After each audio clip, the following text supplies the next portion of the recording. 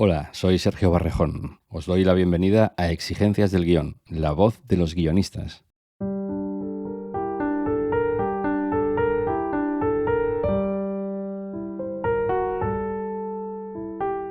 David, un joven opositor, salva al chofer de una cuadrilla taurina y termina sustituyéndolo. En su viaje con Maestro, un torero legendario, David descubre un mundo desconocido, lleno de supersticiones. Entre corridas y fiestas, David forja un vínculo inesperado con el torero mientras lidia con su propio destino. Con la última corrida en Madrid, Maestro se enfrenta a su gran reto y David a su futuro.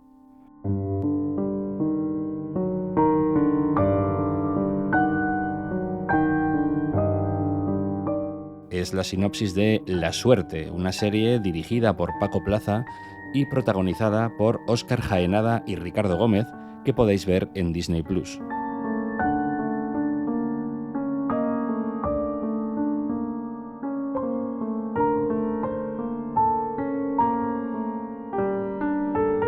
Jorge Corrales se reúne en la sede de Dama en Madrid con los guionistas de la serie, los nada sospechosos de ser protaurinos, Diana Rojo y Borja González Santaolalla.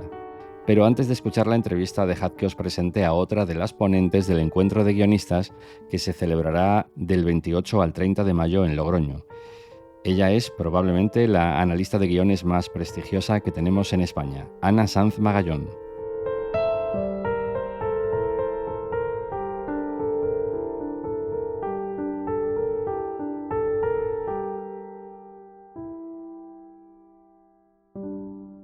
Para quien no te conozca, ¿quién es Ana Sanz Magallón? Me alegra que me hagas esta pregunta. Ana Juan Magallón es la celebérrima autora del celebérrimo libro. Cuéntalo bien. No, supongo que no puedo hablar de mi libro, no. Para la gente que vaya a asistir al encuentro de guionistas, me imagino que lo relevante es mi trabajo y yo trabajo como story editor o consultora de guiones. Y esto consiste básicamente en intentar o ayudar a que el guión llegue a su máximo potencial antes del rodaje. Y en el encuentro de Logroño vas a impartir una ponencia. ¿Nos puedes adelantar el título? Sí, el título es Story Editing en la era del algoritmo. Cuéntanos un poquito, sin hacer spoiler, de lo que va a tratar la ponencia. Pues es que creo que me viene muy bien hablar contigo porque estoy hecha un mar de dudas.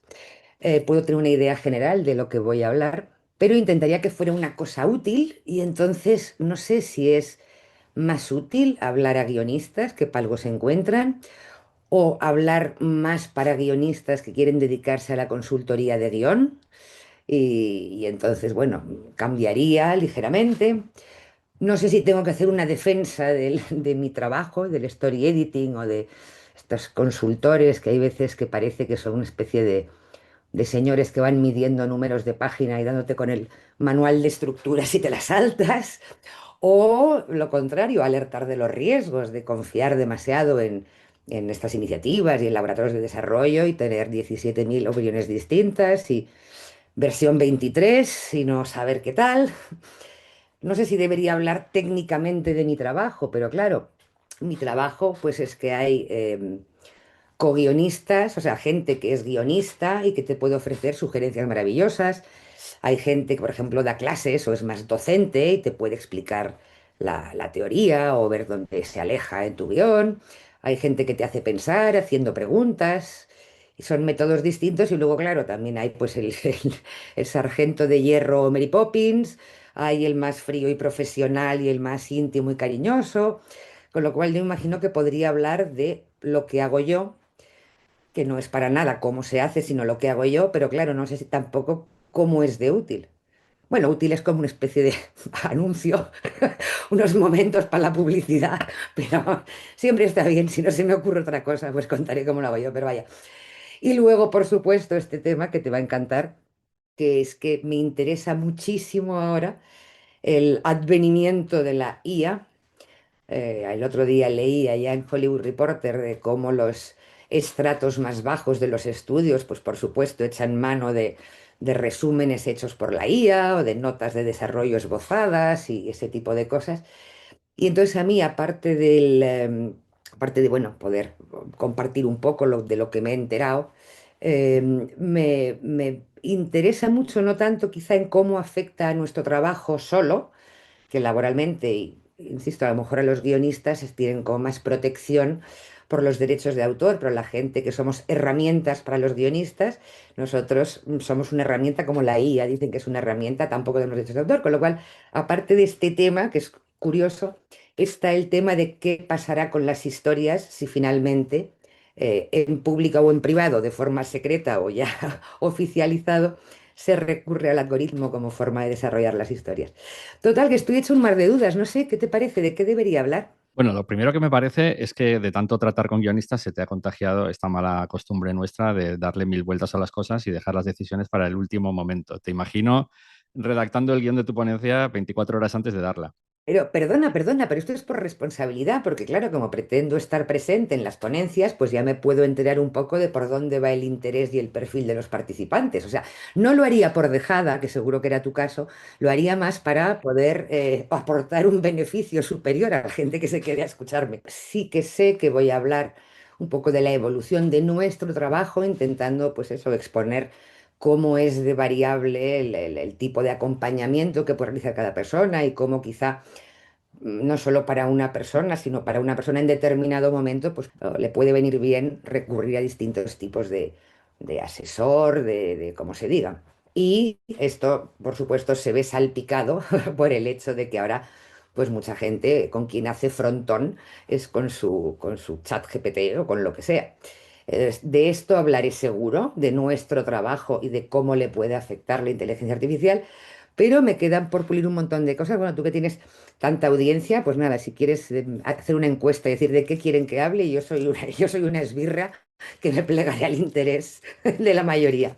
Pues ahí queda la invitación de Nasan Bagallón para sugerencias y reclamaciones para su ponencia en Logroño, que podéis dejar en el teléfono 613-006650 y en el email podcast@exigencias.es. Gracias, Ana, por dedicarnos un rato. Muchas gracias a ti. Nos vemos en Logroño. Un abrazo. Nos vemos en Logroño.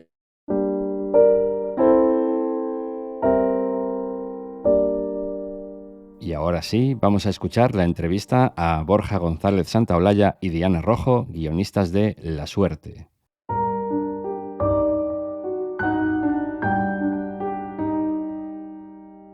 Normalmente se dice que un guionista escribe sobre lo que sabe. Vosotros os habéis metido con una serie taurina, o al menos en la que retrata el mundo de la tauromaquia. ¿Habéis escrito de lo que sabíais? ¿Habéis escrito porque no sabéis nada? ¿O cómo os habéis metido en este molao? Yo creo que igual nos metimos un poco justo porque no sabíamos nada, había algo de curiosidad también y no sé, siempre hay algo de atractivo en los proyectos, que, o sea, encuentras algo que a lo mejor sabes que te vas a meter por ahí, no sabes dónde vas a salir, que vas a aprovechar para conocer un mundo. Igual tiene que ver con eso, pero después yo creo que siempre inevitablemente te lo acabas llevando a algo que conoces o algo con lo que tú conectas, porque creo que cuando escribes al final vas a conflictos muy profundos que son mucho más universales de lo que parecen y que muchas veces, aunque el contexto, las circunstancias de los personajes sean otras, pueden tener bastante que ver con cosas que tú sientes, ¿no? Ni Diana ni yo somos taurinos, ni habíamos pisado una plaza de toros antes de entrar. Y el mundo, pues, el mundo del toro, claro, era algo, pues, igual que un poco retrata la serie, ¿no? Es como unos alienígenas que están ahí, que no sabes muy bien cómo vives. Y efectivamente, cuando conoces un poco ese mundo, la fascinación crece desde ese punto de vista, desde el no conocimiento efectivamente del mundo taurino, hace que quiera saber más y profundizar más, etcétera. Pero efectivamente no queríamos hablar sobre el mundo taurino, queríamos hablar de lo que precisamente habla la serie. Sin embargo, esos conflictos universales, como dice Diana, los podíamos aplicar perfectamente con este mundo, ¿no? Era claro, porque teníamos una persona que quizás sí que conectaba más con nuestra manera de pensar, que es el personaje que interpreta Ricardo Gómez, y cómo se enfrentaba a ese mundo, igual que nos enfrentábamos nosotros desde la escritura. Además hay una cosa muy divertida y muy bonita de guión, que es que el piloto transcurre en esa llegada, en ese aterrizaje a un mundo alienígena, porque es como van pasando cosas en ningún momento dado. Como espectador sabes que te estás enfrentando al mundo taurino, pero no sabes lo que está, el personaje no sabe lo que está sucediendo y va entrando poco a poco y cada vez va subiendo el nivel de mundo absurdo. ¿Os habéis encontrado vosotros ese mundo absurdo documentándoos para la serie? O sea, sí, lo hemos visto, pero todo esto viene porque Paco Plaza y Pablo Guerrero, que son dos amigos y nuestros socios creando esta serie y los directores de la misma, vivieron precisamente lo que sucede en el primer capítulo. Ellos fueron a una fiesta de un torero y se encontraron con un mundo loco, ¿no? Y de hecho, la serie nace de ¿cómo es este mundo? Por favor, vamos a intentar profundizar más en esto, ¿no? Nosotros, cuando nos cuentan esa historia que ellos vivieron, evidentemente fantaseamos en cómo pudo continuar o lo que les llevaría hasta ahí en ese caso. Y lo que sí hicimos fue, durante el proceso de escritura y documentación, sí que entramos en contacto con ese mundo y vimos cosas loquísimas que están en la serie, además, un montón de cosas. Que por una cosa o por otra, por haber visto a el torero, quizá el que está más basado, el personaje nuestro, el maestro, o el mundo que le rodea, todo eso que estaba ahí nos sonaba a fantasía, por así decirlo, está dentro de la serie. O sea que sí que nos topamos con ese mundo, aunque sea de rebote. Y, por ejemplo, hay como guiños, bueno, hay apariciones de famosos. Y también he visto en el guión que teníais algún guiño, que luego no ha aparecido por lo menos en el piloto, de momentos de la realidad que traspasaban a la serie. ¿Teníais esas ganas de jugar un poco con el espectador para que tirase un poco hacia la realidad, pero sabiendo que es un mundo de ficción? Sí, a ver, de hecho, durante todo este proceso de documentación que decía Borja, que hemos conocido también a gente, incluso en momentos que ya estábamos escribiendo, nos han pasado cosas que ha sido como, ostras, esto lo tenemos que meter en la serie. Y como bien dice la serie, o sea, una serie de casualidades, pues se han dado una serie de casualidades que también han permitido eso. Por ejemplo, nosotros, cuando ya habíamos escrito prácticamente, bueno, teníamos el mapa de tramas de todos los capítulos, sabíamos de qué iba cada capítulo y dónde transcurría cada uno. Tuvimos un capítulo en un momento dado que estaba ambientado en Bilbao, y se iba a grabar allí en la Semana Grande, iba a ser todo como tal. Y en ese proceso, donde ya estaba todo planteado, conocimos a Aurelio, que es un señor que... Esta típica persona que acompaña a la cuadrilla taurina, que tiene como se dedica como a temas de hostelería, pero a la vez tenía una carrera, daba máster en daba algún curso en la Sorbona. O sea, es un tipo muy interesante y va mucho con ellos. Y un día nos contó, comiendo con él, una anécdota que fue la del sorteo de los toros. Nos dijo, me pasó una vez que me tocó, porque claro, tú si habéis visto la serie lo habréis visto, los toros que tiene que torear cada torero esa tarde vienen de un sorteo que se hace. O sea, allí van a ver los toros que hay, sacan un número y si te ha tocado un determinado número, pues podrás elegir como un pack de toros, digamos, ¿no? Te toca uno que es tal, el otro que es así y te toca ese. Y a veces te puede tocar un número que de pronto no has podido a lo mejor elegir lo que tú pensabas que ibas a elegir y tal. Bueno, pues a Aurelio le dieron como la responsabilidad de pronto de, claro, casi como un honor, ¿no? Voy a ser yo el que saque el número del sorteo. Pero dice, saqué el número del sorteo y estuve cagado de miedo todo el día hasta que terminó la corrida pensando que si pasa algo esta tarde esto ha sido culpa mía, ¿no? Y se fue como a bendecir aquel número y no sé qué, no sé cuánto. Bueno, pues resulta, casualidades, que la serie estaba ya en preproducción, no se pudo rodar en Bilbao. Y se acabó rodando en Zaragoza. Y entonces dijimos, bueno, es que vamos a cambiar la trama aprovechando esto que nos ha contado Aurelio, que fue como esto en algún momento hay que meterlo. Y por eso está el capítulo de y va Marchena a la Pilarica, porque ha sacado el número, cagado de miedo, la responsabilidad, ser el elemento que da suerte a esa cuadrilla. O sea, ha habido muchas cosas que nos han venido como a huevo, ¿no? Sí, y en cuanto, por ejemplo, en la fiesta del piloto, sí que recuerdo que nosotros escribimos a una serie de personajes que por una cuestión de producción luego no pudieron estar, pero sí que nos basamos evidentemente en lo que vivieron aquel día, esa noche, Paco y Pablo en esa fiesta, imagino que pseudo-lisérgica, rodeado de personas que estaban muy alejadas de ellos, y otra parte que nosotros imaginábamos que se podía dar, ¿no? Y efectivamente, pues quizá podíamos poner personas o situaciones que se darían o no se darían, pero sí que tenía un reflejo claro, o una respuesta muy clara al espectador, un input muy claro, que si lo ven diría, vale, efectivamente. Que incluso lo inventado no era tan loco, o sea, respondía mucho a la realidad, que ya era loca de por sí. O sea, que en una fiesta de este tipo te puedes encontrar a un jugador de fútbol, a un político y a tu prima Mari tocando las palmas. O sea, eso es una mezcla de gente que además hay gente de incluso diferentes ideologías, o sea, que hay veces que uno asocia el mundo taurino con determinadas cosas, ¿no? Y puede que sí, que a lo mejor en la mayoría pues haya un mundo que se mueve más ahí, pero te puedes encontrar muchas sorpresas de lo que hay ahí dentro. Además hay una cosa que ahora hablando de, no sé si llamarlo las dos Españas, pero este mundo que está dentro del toreo, de gente que lo apoya, gente que no lo apoya.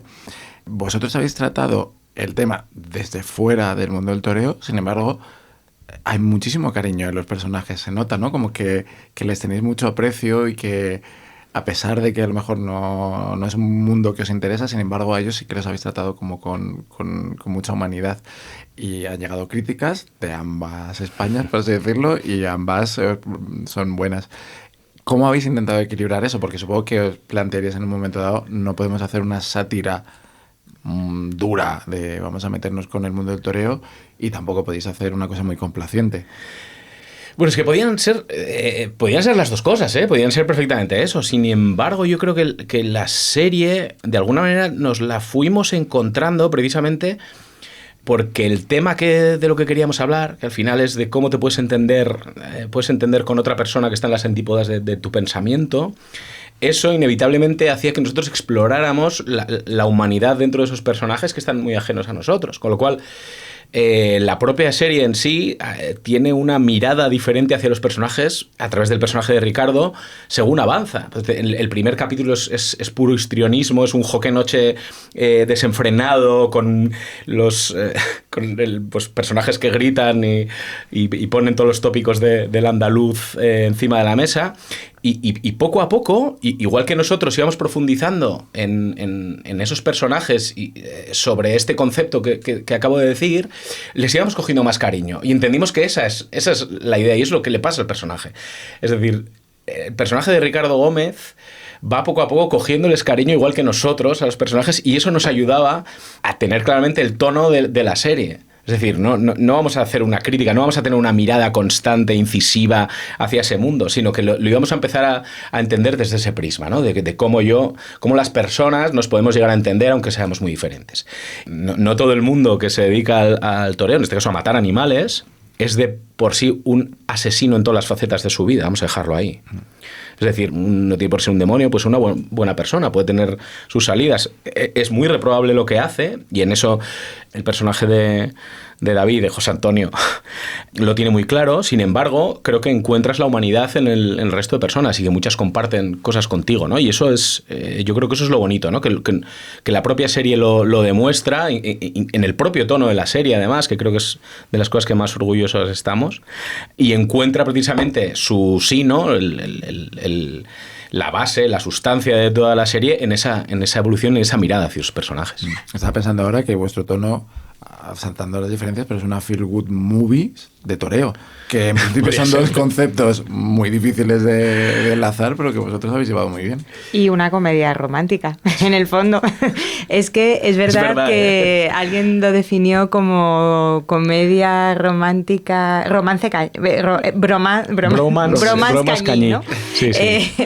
Y es verdad que, y también había una columna que hizo Sergio Molino que me pareció preciosa, que yo, vamos, es que lloré cuando la leí, porque es que me emocionó mucho, porque definía muy bien algo que hemos sentido todo el rato al escribir la serie, que es esto de la amistad entendida casi como un enamoramiento, ¿no? Y eso es de lo que va y que conecta un poco con lo que comentaba antes Borja, que preguntabas, que que por qué puedes llegar a conectar con esa humanidad de los personajes. Yo creo que si lo fuerzas y empiezas a pensar, no, este no puede hacer esto porque está mal y queremos que el personaje sea bueno, esto no. O sea, si escribes desde ahí, yo creo que no escribes. O sea, la manera más honesta es al final pues preguntarte qué hay detrás de las personas que hacemos cosas. Y a veces detrás de una acción que nos pueda parecer terrible o mala, pues ¿qué hay detrás? Hay un miedo, hay un sentimiento de vergüenza, hay un no sé qué, hay un no sé cuánto. Igual que detrás de gente que aparentemente ideológicamente o con las teorías y su discurso vital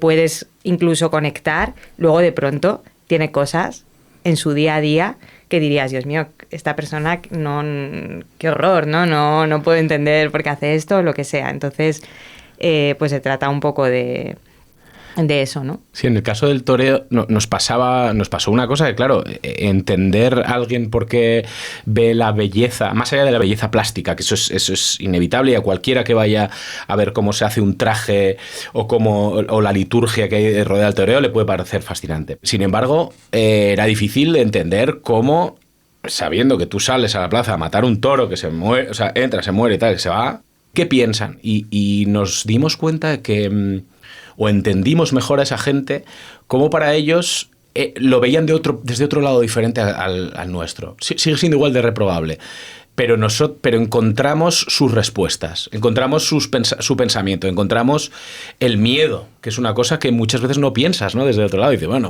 matas un toro, pero si te pones... hay una cosa que juega muy poco a favor de este concepto del miedo de los toreros, es la retransmisión. Las cámaras de los toros graban desde arriba y modifican mucho las dimensiones. Pero si tú bajas a ras de plaza, tú ves a una persona minúscula en comparación de un mostrenco de 500 kilos enfrente, ¿no? Que te supera en todo y que lo tienes muy cerca. Eso hace que el miedo esté muy presente.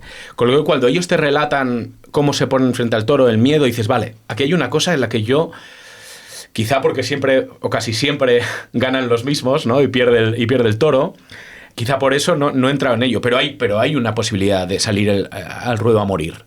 Y eso, por lo menos, es algo a tener en cuenta. Entonces descubrías también esos motivos. Descubrías también que socialmente, en el entorno en el que se han creado, descubrías cómo la historia de esta cultura del toreo es muy rica y viene de muchísimos cientos de años, y es una tradición muy grande en España. Entendías ciertas cosas, pues que puede que no la compartas, pero la entendías. Entonces en ese sentido sí que llegamos a profundizar mucho en esa manera de pensar de los personajes. Y también yo creo que hay algo con lo que en este caso nosotros pudimos conectar muy fácilmente, que tiene que ver con otro miedo, que es el miedo a que desaparezca todo lo que ha conformado tu identidad siempre. O sea, si cualquier persona, nos preguntamos aquí, a los que somos guionistas, nos encanta escribir, escribimos, hemos hecho de pronto de la escritura algo como vital, y te dicen que un día ya no vas a volver a escribir o que no puedes volver a escribir, pues igual acaban con algo tan importante de mí que no sé, o sea, me estaría perdida y estaría sufriendo muchísimo, ¿no? Entonces yo con ese sufrimiento de que al final estamos hablando de algo que se extingue o que se acabará extinguiendo, puedo conectar perfectamente. Y se puede convivir con el deseo de que eso desaparezca. O sea, si a mí me dicen bote ahora, pues digo, bueno, pues el fin de la tauromaquia, y a la vez empatizar con esa persona que va a sufrir ese final. Me parece que es compatible y es lo que como guionista tú tienes que hacer. Tú no debes estar, o bueno, depende del guionista que seas, pero creo que lo bonito es tener ese reto, ¿no? De decir, bueno, pienso esto, pero a la vez siento también esto. Y de hecho, mira, nosotros una de las cosas de documentación que fue muy bonita es que fuimos, una cosa que no sale en la serie, pero fuimos a un taller de unas mujeres que hacían los capotes de los toreros. Precioso. Que era precioso, que era una señora que trabajaba, que era la dueña del taller, con otras chicas que estaban allí, también costureras y que hacían los patrones. Y nos contaron un montón de anécdotas de cómo trabajan ellas, de cómo van los toreros, cómo se comparan, en plan de quiero un centímetro más largo porque le he visto a no sé quién que ha salido con el centímetro. O sea, ¿entiendes lo importante que son para ellos cada pequeño detalle de lo que hacen? Porque es su identidad, es su trabajo. Y yo pensaba, claro, yo puedo entender que estas mujeres, el día que esto se acabe, ¿qué van a hacer, no? Si para ellas su día a día de trabajo es ir ahí X horas, que estabas allí contando su vida, contando no sé qué, compartiendo su día a día, y estas mujeres de pronto ya no van a tener ese trabajo. O sea, por mucho que sea a costa de o lo que sea, y dices, le voy a decir yo a esta señora, usted está contribuyendo a un asesinato, ¿cómo le voy a decir eso? Es que me parecería inhumano casi, ¿no? O sea, me parece más inhumano eso que otra cosa, ¿no? Sí, total. Hay un tema ahí dentro que a mí me parece muy interesante, no solo en vuestra serie, sino que creo que está impregnando un poco todo el cine y todas las series españolas, y que tiene que ver mucho con lo que ha hecho Lauda con Los Domingos, que es la necesidad del rito, de buscar un lugar donde encontrarnos y donde... en el caso de la pelea de Lauda son Los Domingos en esa casa familiar, pero hay como esa necesidad de rito que se ha perdido en la sociedad, que yo creo que constantemente estamos buscando simplemente para estar juntos, y vuestros personajes lo llevan por mil, porque realmente cuando al final, es un ligero spoiler, descubres que uno trabaja de peluquero, el otro está en otro lado, como que realmente ese momento es su momento, es el momento en el que se reúne el grupo. Claro, es que esta es una de las cosas que nos fuimos dando cuenta cuando nos dijeron que una de las personas, cuando conocimos de hecho a una cuadrilla de un torero, y vimos que uno también era el peluquero y tal, y todos vivían en un pueblo que fuimos a visitar y vimos la vida y vimos, joder, estas personas, este momento, que es lo más importante en sus vidas, y viven para ello, ellos tienen su vida, por así decirlo, su día a día, y luego se juntan todo y disfrutan de ese momento. Claro, ellos... La mirada que tú puedas tener ante eso es que ellos ni la entienden. Ellos no entienden de, oye, te estás dando cuenta, de hecho, esto creo que sale en la serie, pero que son unas asesinos, tal, no debería pasar, ¿no? Y el personaje de Carlos Bernardino mira y se ríe, como diciendo, ¿qué me estás diciendo? ¿Sabes? Es que para mí esto es otra cosa. Y yo creo que esa necesidad, ese sentimiento de comunión es importante, porque de hecho, creo que es la cosa más punky que podemos hacer ahora como sociedad, que es juntarnos y hablar fuera de las redes sociales, ¿no?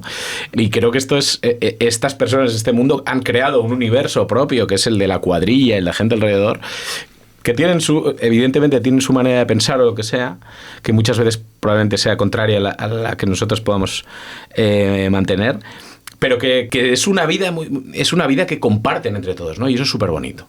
Lo que más me ha sorprendido del guión del piloto que he leído, gracias a vosotros, es que tenía otro nombre. Se llamaba El Maestro. Se llama Maestro, perdón. Llamaba, sí. ¿Cómo sucede ese cambio? ¿Por qué sucede ese cambio? ¿Y cómo lo habéis vivido? A ver, se llama Maestro porque desde el principio, de hecho, el nombre del maestro no sale hasta el último capítulo. Y de hecho nos gustaba eso. ¿Qué pasó?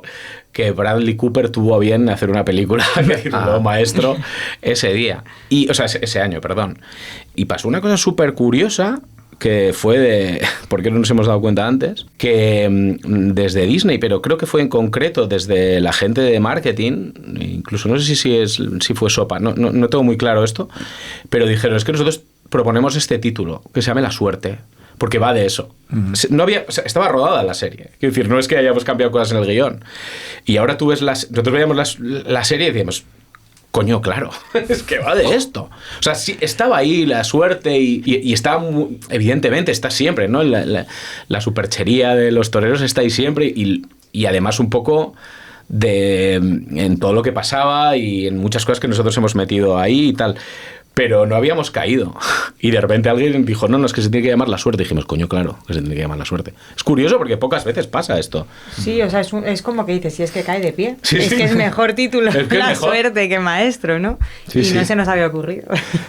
Que muchas veces estás buscando como un título que sea representativo, claro. No sé qué, te da mil vueltas y luego aparece alguien que dice, esto, que lamentablemente muchas veces aparece después, ¿no? De no podríais haber llamado a esto. No me lo puedes haber dicho antes, por favor. Sí, yo creo que esta serie tiene una cosa muy bonita que nos pasó en guión, pero creo que les ha ido pasando también en rodaje y tal, que se ha ido construyendo muchas cosas en función de según iban pasando los días y el tiempo. O sea, nosotros, el guión fue creciendo.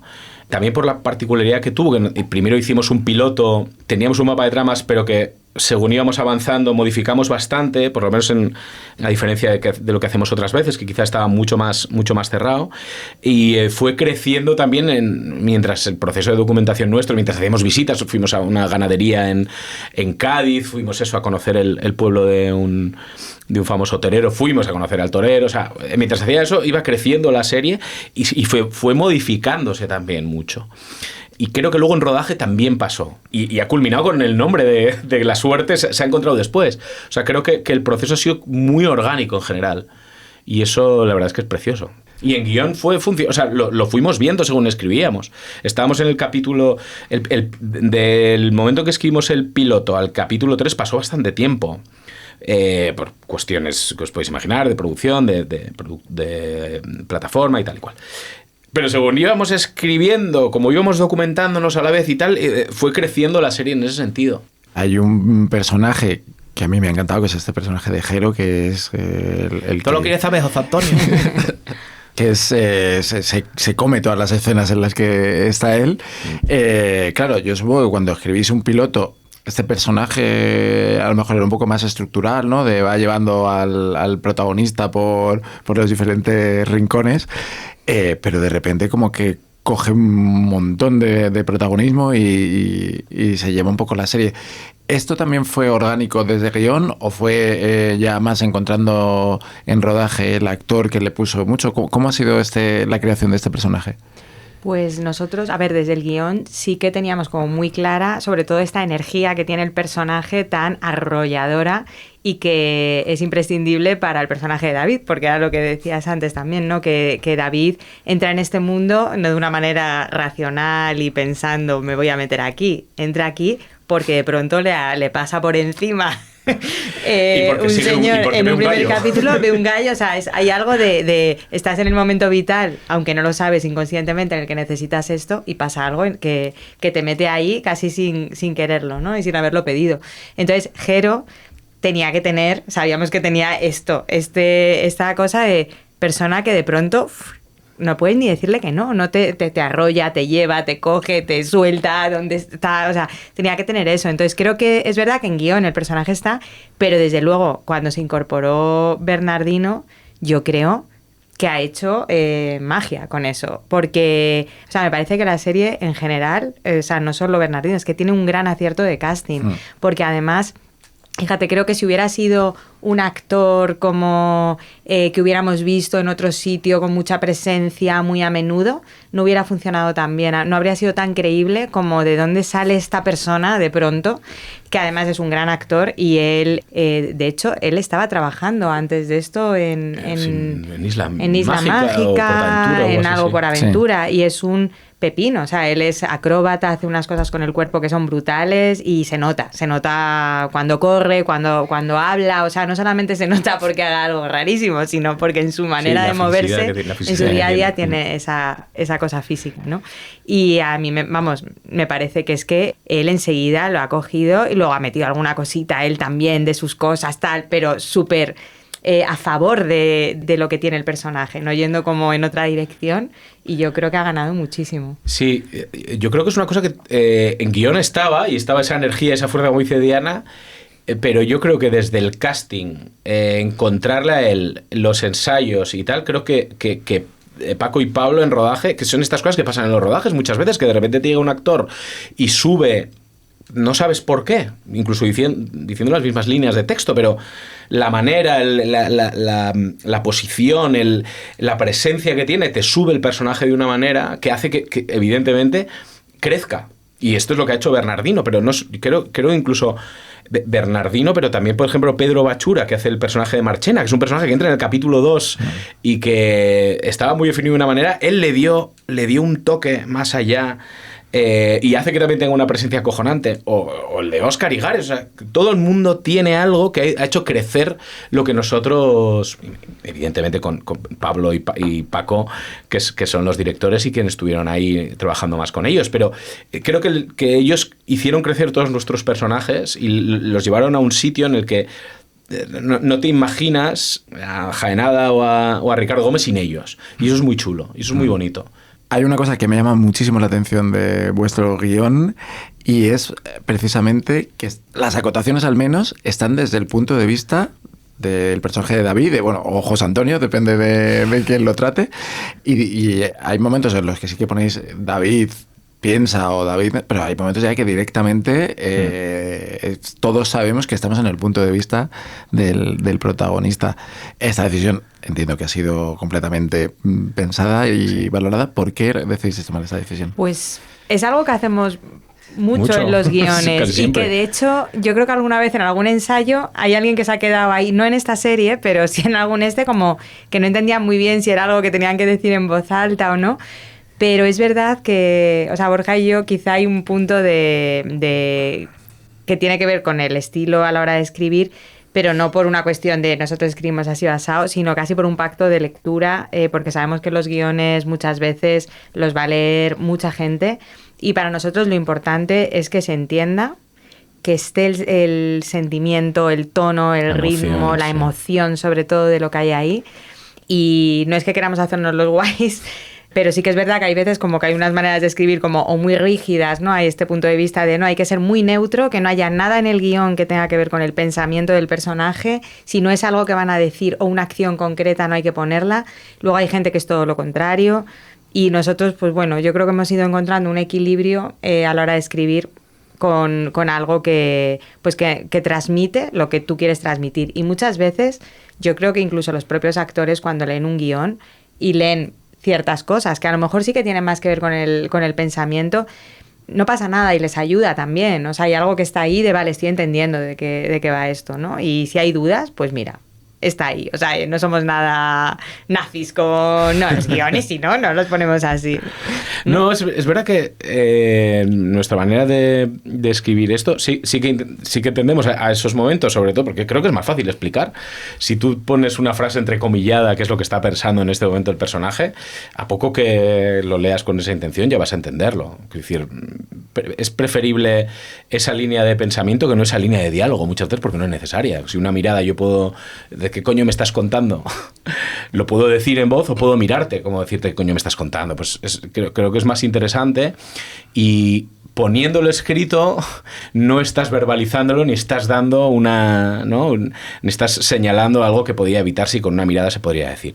Y creo que cualquier interpretación se despeja, ¿no? La duda ya no está porque queda claro lo que necesita el actor para esa mirada y a la vez se crea un pacto de lectura interesante con el lector que para nosotros es muy importante, ¿no? Y no solo hacemos esas cosas, hacemos otras que hay veces que lees guiones que dices, me está costando, no sé si porque es muy denso o no y tal, incluso a nosotros mismos escribiendo y dices, esto está siendo un poco plasta, quizá esta descripción hagámosla de otra manera.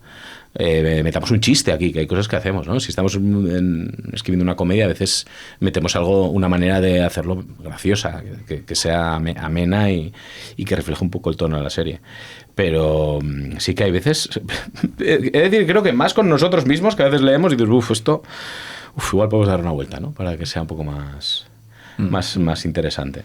Sobre todo cuando empiezas a ver, vas a una lectura de una mesa italiana, una lectura de guión de equipo, lo que sea, dices, ostras, esto si tuviera un poquito más de alegría sería más guay para todo el mundo. O mira, este actor, si hubiera tenido esto, seguramente no hubiera hecho esta pregunta. O sea, ese tipo de cosas creo que te la da la confianza y la experiencia. Sí, yo creo que hay algo como de sentido común. Y me parece también normal que cuando uno está empezando a escribir, también entiendo por qué se dice esto de ojo, no metáis tal, que no se meta cual cosa o lo que sea, si no se va a entender, si no se deriva de lo que está pasando ahí. Y entiendo que pase eso porque también te puedes autoengañar y de pronto haber escrito algo como súper gracioso por tus acotaciones y tu capacidad literaria y de pronto luego no es nada gracioso porque no esto. Entonces entiendo que el equilibrio también es ese.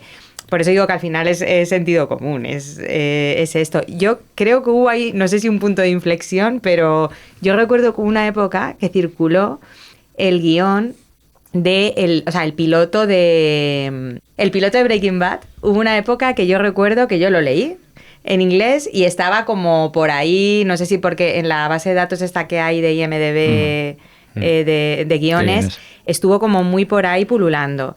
Y yo recuerdo que a mí me impactó mogollón. O sea, para mí fue un guión que me leí y dije, ostras, este guión, o sea, la escena del médico del principio, que se fijaba en una mancha de mostaza que tenía aquí y era la mancha de mostaza. Y yo recuerdo haberme leído esa escena y decir, ¿qué me ha pasado aquí? O sea, de pronto qué angustia, he sentido, lo que sea. Y dije, o sea, si está escrito de una manera que igual es bastante libre, no es tan neutra. Y yo creo recordar que ese guión lo debí comentar con más gente, había más gente que se lo había leído. No sé si eso fue de pronto algo también que leyó mucha gente y dijo, oye, igual hay otras maneras también de escribir esto, o esto ya venía de mucho antes, o cada uno lo ha encontrado en un momento, ¿no? Pero sí recuerdo eso. Pero como decía Borja también, es que el guión es nuestra arma, ¿no? Y entonces es como hacerla un poco desafectiva por el hecho de que tiene que estar todo, pues a veces resulta un poco extraño. Sí, pero... perdón. No, de hecho nos pasó, acabo de acordarme que la descripción de personajes, nosotros hacemos una descripción de personajes que la hace mucha gente, pero sí que Paco Plaza, cuando leí hicimos una descripción de personajes, no recuerdo cómo, pero que no tiene nada que ver ni con lo físico ni tal, puede ser una frase que diga, yo recuerdo, esto lo aprendí de un compañero mío que describió un personaje de José Luis, le encantan los famosos. Esa era la descripción de personaje que él tenía y me fascinó, digo, ya lo entiendo. Y a partir de ahí yo creo que empezamos a hacer este tipo de descripciones. Eso, no sé qué, maestro. De hecho, la descripción del maestro nuestra es, no sabes si es un tipo, si es un filósofo superdotado o es un normal. Esa era la descripción de personaje para nosotros, que decir, no describías nada más. Y recuerdo que Paco dijo, no, las descripciones deberían ser de edad, cómo va vestido, tal, no sé qué, y poco después nos dio la razón, nos dijo, no, esto está bien. Sucumbía a nuestros encantos, por así decirlo.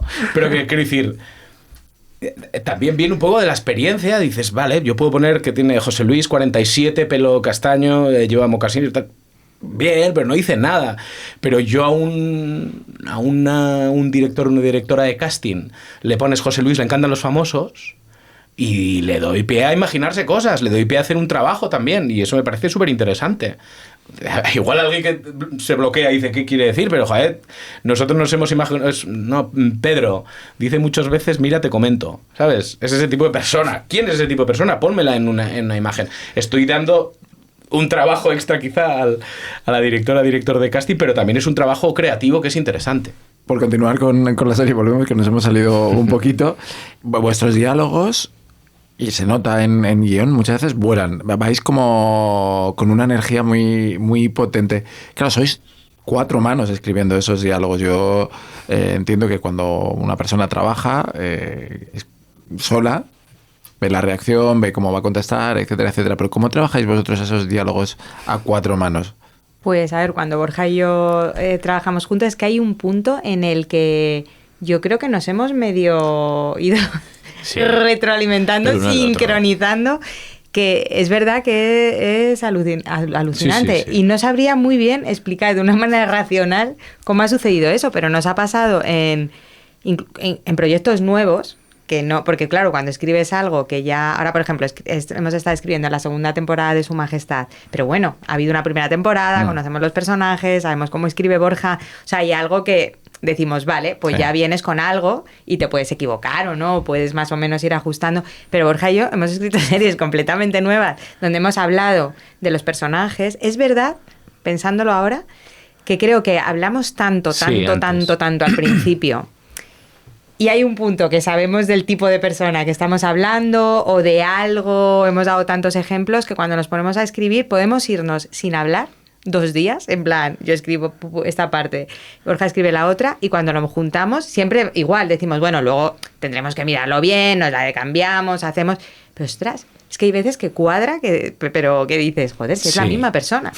Yo creo que es esa, que nos tenemos muy calados el uno al otro, y que hablamos muchísimo durante el proceso de escaleta, que es, claro, nosotros solemos hacer para nosotros la vía correcta, la que más nos gusta, que es hablar, y en 2 días lo escribimos. Eso quiere decir, igual podemos, el porcentaje del tiempo que estamos aquí en esta sala de dama poniendo cosas en una pizarra y el que vamos a escribir es 95-5, es así. Muchas veces imagino que habrán salido diálogos, cosas de nuestra boca, que luego los hemos asumido.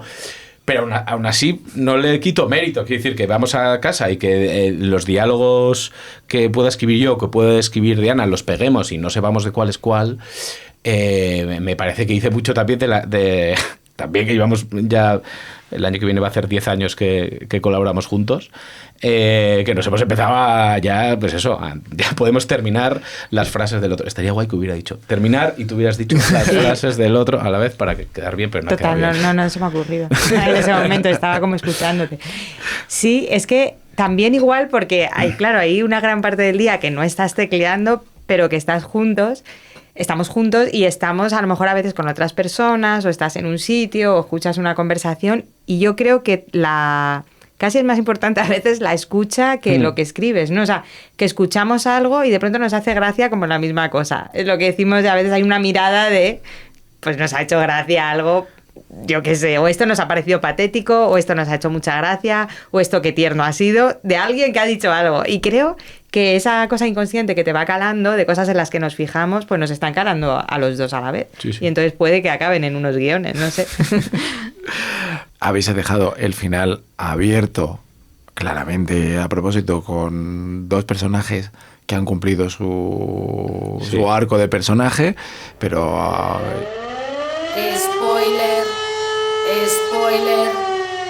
Spoiler. Llega la situación final en la Plaza de Toros y de repente hay un corte y ahí nos quedamos.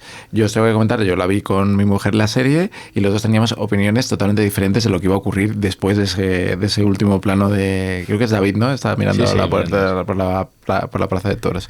Y teníamos, pero completamente diferentes. Y de eso... Claro, como espectador entusiasta de la serie, os tengo que preguntar, ¿hubo alguna vez un final cerrado o siempre hubo esta idea de mantenerlo abierto y que el espectador sea el que rellene?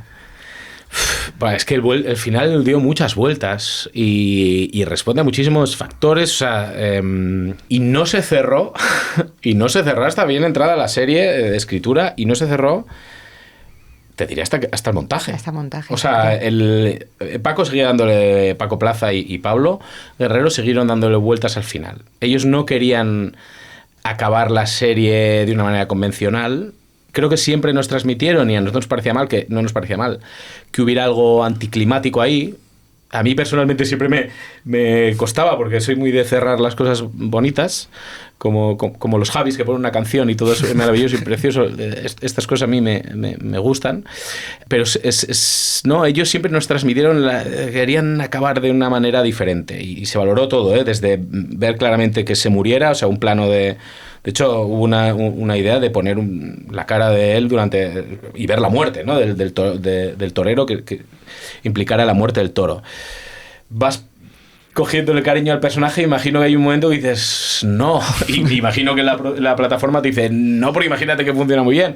Entonces se llegó, yo creo, a un consenso muy avanzada la serie. Yo creo que se rodaron muchas cosas para ese final y se quedó esa cosa ambigua y un tanto anticlimática y rara y diferente, con la que todo el mundo estuvo más o menos satisfecho. Y yo creo que nosotros también, cuando lo vimos, dijimos, bueno, pues aquí hay una especie de ¿cómo se llama? De denominador común de todas las opiniones que había sobre el final. Se ha quedado esto y estamos contentos. Sí, sobre todo porque creo que lo importante es la sensación que te deja, y la sensación es desasosegante. O sea, yo siempre lo que estuvo sobre la mesa era esta idea, por lo menos, de que esto no es un juego, no es una tontería, y que hay algo de crudeza en hay mucha crudeza en el toreo, ¿no? Y es como que este viaje que ha hecho David es tan bonito, y la amistad y lo humano, pero cuando te quieres dar cuenta, ¡pum!, la vida te pega un golpe y desaparece todo, ¿no? Entonces, si hubiera muerto, habríamos tenido esa sensación, ¿no? Pero, aunque no sepamos si ha muerto, si vive, si no vive, la sensación con la que acaba la serie, que es con la que acaba el espectador, es de, ostras, ¿qué acaba de pasar? ¿No? O sea, realmente es muy cruda y muy dura. Y a mí eso, la verdad es que me gusta mucho. No es que sea muy mala persona, pero me parece que cuenta lo que queríamos contar, ¿no? Sí, También con la serie. Entonces, me parece muy bonito además que haya como todo este run porque sí, a nosotros nos han escrito amigos, gente de pronto que hacía 1000 años que no te veía en plan de, oye, pero esto de la suerte, pero vive o no vive, pero va a haber segunda temporada. Hay gente que te pregunta, se saca las hay gente que le interesa más muy eso. Muy preocupados por ver si aprueba o no. Y claro, o sea, eso a mí me parece maravilloso. Conseguir ese tipo de finales es difícil y es verdad que no fue como nuestra voluntad primera, ¿eh? O sea, es lo que dice Borja. Creo que esto es algo a lo que se llegó al final. O sea, yo cuando fui al visionado pensé... a ver, esto muere. Sí, muere. sí, Yo pensé nosotros en mi decimos, cabeza, va a morir, o sea... va a morir. ¿Sabes? Muere. Yo estaba ya y de pronto vi esto y me dejó como con una sensación de impacto porque no me esperaba que fuera a cerrar así tal cual y luego me gustó mucho. Son de estas cosas que te llevas a casa y las rumias y digo, joder, qué bien, me gusta mucho. O sea, el final estuvo abierto en rodaje, o sea, no acababa bien en ningún caso en el guión, pero sí que había más o menos ambigüedad y sí que fue una cosa muy pensada, muy intelectualizada y es verdad que nosotros ahora lo que dice Diana lo ves y dices, ¡buah! Esto es que es la sensación. Pero puede ser fácil decirlo ahora, pero creo que la decisión que llegaron a tomar, que en ese caso nosotros no estuvimos involucrados porque fue más de rodando y más montando, no era fácil, no era fácil llegar a eso. O sea, sí que sabíamos eso, que había un zasca, un corte muy... Lo que decía Diana, ¿no? De repente. Pero yo creo que era muy difícil llegar a eso y eso es un trabajo muy bonito de dirección que en este caso... tanto Paco y como Pablo, como han estado en el germen de la serie, el germen es suyo y el argumento, o sea, han estado trabajando con nosotros en sala, es decir, saben la serie que están haciendo, es su serie, se arriesgaron a eso, a darle esa personalidad. Yo creo que eso es muy, muy chulo. Además también es un poco orgánico, como tú has dicho, ¿no? Que todo fue pasando, fue creciendo. Esta es alrededor. una de las cosas, efectivamente. Muy interesante. Vale, pues ya, última pregunta. Todo guionista se lleva algo siempre de sus proyectos. Yo os quería preguntar qué os habéis llevado de este proyecto más, a lo mejor aprendiendo sobre leyes de temas... ¿Dices que opositemos ahora para abogado del Estado? Bueno, pues. Procurador. Depende procurador, efectivamente. ¿O os habéis llevado alguna superstición del mundo taurino? ¿Qué os habéis llevado de esta serie? Yo tendría que irme a pensar esto, darle vueltas unos días, porque sí, o sea, una de las cosas desde luego es este entendimiento a un nivel muy humano de estas personas que a priori no tenían nada que ver con nosotros en la serie. Que también a mí me parece que esa es la apuesta que al final haces, ¿no? O sea, yo pienso, si yo quiero hablar de algo que tenga que ver, o estamos hablando aquí de hasta qué punto puedes llegar a querer o a empatizar con alguien que te produce a priori rechazo, ya no hablo de que no conoces, que te produce un rechazo lo que hace, pues tendrá que ser con algo que verdaderamente me lo produzca, ¿no? Si no estás siempre como en un falso conflicto. O sea, creo que meternos de cabeza en esto, pues ha tenido que ver con, vale, enfréntate a esto. Y yo realmente he acabado queriendo un mogollón a los personajes, o sea, he vivido lo que ha vivido David y eso, o sea, ha sido real, o sea, es de verdad, ¿sabes? No, o sea, es algo como humano que me llevo de la serie. Hemos conocido a gente, acuérdate cuando fuimos a una ganadería que decíamos aquí, ya verás, ¿a quién va a venir aquí? O sea, íbamos con muchísimos prejuicios y de un plumazo nos lo quitaron y descubrimos una manera, insisto, no es la cosa, no es algo que vayas a respetar ni que vayas a valorar incluso positivamente lo que hacen, pero de repente dices, cuidado, esta gente igual le estaba malinterpretando, igual tal, he conectado de una manera. Eso es muy bonito, la verdad. Y a nivel...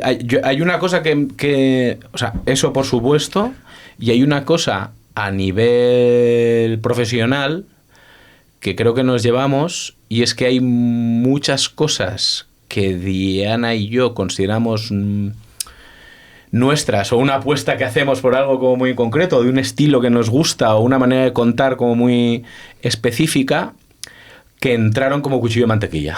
Quiero decir que en muchas situaciones te ves que tienes que explicar a un directivo o un ejecutivo de desarrollo, mira, es que el gallo este que aparece aquí, que luego lo veréis en un vestido de gigante, esto es una especie de metáfora, es una Alicia en el País de las Maravillas, ese tipo de cosas que sin más lo puedes ver como una cosa rara, pero que para nosotros tiene un sentido y tal, que alguien puede tachar así directamente. En este caso, el proceso de desarrollo fue tan bonito con Disney, entendieron todo tanto, les gustaba, aportaron muchísimo, que de alguna manera reafirman muchas cosas que quizá en algún momento podíamos haber llegado a decir, es que esto, a ver cómo les convencemos. Y no, y de repente entró. Y esto, creo que si entra esto, sabemos que después puede volver a entrar, ¿no? Sí, ha sido importante, claro, el hecho de que también estuvieran Paco y Pablo, y que con Pablo pues tienen con Paco, pero tienen una larga trayectoria de películas, además de género, de cosas como, no sé, una serie de apuestas con la dirección que me parecen muy interesantes, y creo que haya estado Paco ha sido fundamental para que hayan confiado en muchas decisiones que igual sobre papel dirían, ya, pero esto luego cómo y tal, pero efectivamente, como dice Borja, es que es la certeza de que cuando dejas trabajar a la gente y confías en esas decisiones, las cosas salen, y salen distintas y bien. Es como que muchas veces te da la sensación de que hay gente que te pide arriesgar de boquilla, ¿no? Es como si hay que arriesgar, queremos que se haga la nueva no sé qué, el nuevo no sé qué, y te comparan con series que de pronto han funcionado muy bien y que eran casi una rareza. Pero claro, tienes que confiar en la rareza. O sea, tienes que confiar en esa apuesta, ¿no? Y aquí tenemos la sensación de que realmente sí que han confiado en esto. Entonces, joder, te da mucha satisfacción. No solo por nosotros, por la serie, sino... A mí me pasa con otras cosas que veo también, ¿eh? No que nosotros seamos especiales. Que digo, cuando algo funciona, total. Sale bien, casi que te subes a ese carro de la alegría por decir, joder, es que esto nos beneficia a todos, ¿no? El hecho de que alguien haya dicho, venga, para adelante con esto, que no sabemos muy bien, o no lo podemos comparar exactamente con esta otra cosa y este referente, y han dado pie a que se haga y ha funcionado. Y es como, jo, qué guay. Sí, es cierto que tener a Paco ahí ayuda un montón. Es que porque todo el mundo sabe que un mismo guión, si está firmado por una persona u otra, la opinión es completamente diferente, ¿no? Cosa que es terrible y a la vez súper lógica de pensar, ¿no? Pero el hecho de tener a alguien detrás que te dé esa seguridad o esa bola de decir, venga, me arriesgo, que en este caso era sobre todo Paco Plaza, a nosotros nos vino muy bien. Y esto, evidentemente, claro, le tenemos que estar muy agradecidos, pero creo que Disney, además de eso, supo entender la propuesta, que no era fácil, porque no era una serie que cambia el tono según avanza, o sea, una serie que tenía mucha... Bueno, que tenía cosas diferentes, no nos hemos inventado nada, pero es verdad que a priori, si tú la tienes que vender, que dices una road movie, un bromance, no sé qué, pero que tiene un capítulo en blanco y negro, que es un drama casi existencial, y dices, hostia, ¿cómo llegar aquí? Es complicado. Y ellos lo entendieron desde el primer momento y nos apoyaron mogollón, y eso, la verdad es que te lo llevas casi como experiencia de decir, sí se puede, yes we can. Sí, y de hecho es que yo creo de las mejores notas que nos han pasado, ¿eh? O sea, total. Las notas que te pasan, porque no solamente, o sea, claro, comentaban como algunas cosas que de hecho nos han ayudado un mogollón a salir de algún escollo que teníamos, o a ver algo que no estábamos viendo que no terminaba de funcionar en algún momento como del proceso. Pero sobre todo es que eran notas como intentando entender, intentando ver si ellos nos estaban entendiendo a nosotros. O sea, había algo en esas notas de decir, vale, en este capítulo estáis hablando de esto, ¿no? Y entonces esto como súper detalladas, de molestarse realmente en hacer 3 párrafos si hace falta para comprobar si lo que te están diciendo es lo que tú querías contar. Y eso, joder, es agradecer, porque había algo de, vale, lo que queremos es estar en el mismo barco y en que estáis vosotros, ¿no? Y entonces, si esto es así, os decimos esto y lo otro. Entonces, realmente, vamos, el proceso fue sí. No eran notas ni notas de algoritmo, ni notas de a mí me gusta esto. Son todas notas que nos hemos enfrentado todos, y pasa mucho en muchos proyectos. En este era realmente alguien que decía, o unas personas que decían, os entendemos, y esto, ¿cómo veis esto? ¿Esto qué queréis decir? Esto no lo hemos entendido del todo, pero si queréis hacer, si vosotros lo tenéis claro, para adelante. O sea, ese tipo de cosas Ha sido, bueno, es que yo te diría que el mejor que hemos tenido en ese sentido. Hemos tenido muchos muy buenos, otros nada buenos, pero yo creo que ha sido, y eso que fue muy largo el proceso, porque por cosas internas de la propia plataforma, pero no recuerdo, ya no sé cuántos meses desde que empezamos a escribir hasta que acabamos. Me refiero, el proceso fue muy largo, aunque la escritura de los guiones era muy condensada y para dentro de semanas tiene que estar el siguiente y así. Pero dentro de lo tedioso que resultó que fuera en tanto tiempo, cada vez que llegaban notas era un alivio y una cosa maravillosa, la verdad. Con este mensaje esperanzador para todos los guionistas que están escuchando, nos despedimos. Muchas gracias, Borja. Muchas gracias, Diana. A vosotros. Y hasta la próxima. Gracias. Gracias.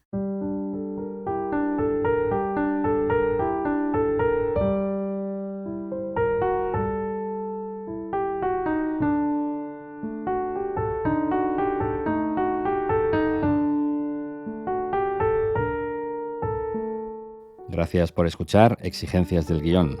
Redacción, Jorge Corrales. Realización, Paul Sánchez. Diseño gráfico, Jorge Espejo. Música, Ana Álvarez Prada.